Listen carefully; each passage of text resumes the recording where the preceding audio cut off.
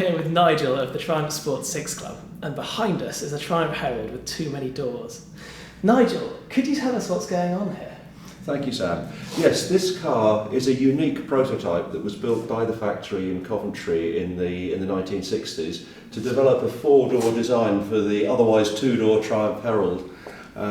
It's unique because it never went into production in this country. In fact, Triumph didn't need to produce it in the UK because they already had small saloons on the drawing board like the 1300 front-wheel drive. It did, however, fit the Indian market perfectly, where there was a need for a small four-door saloon, and so went into production in India in slightly modified form as the standard Gazelle. Right. Are there any others in the country? No, this is literally the only four-door Herald that you'd find, apart from possibly one or two people may have imported Indian cars, but it's the only UK produced one you'll ever find. Right.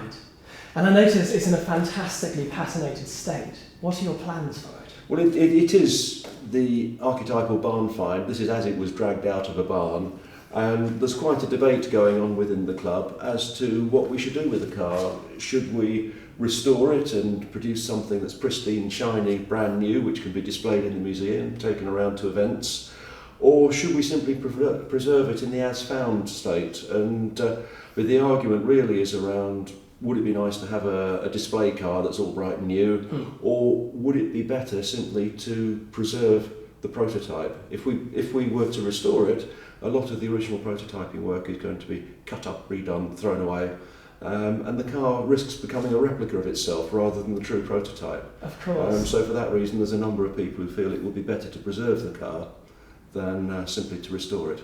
And a lot of this car would have been handmade in the prototyping department, wouldn't it? Absolutely, yes, absolutely. And that's a lot of the history of the car, really. So it really could be a shame to undo that work. Well, that's a point of view that quite a few people hold. What are your thoughts on the matter? Well, I can see pros and cons for both camps. At the moment, the funds simply are not available to carry out a full restoration, so for the moment the car is going to be preserved as it stands.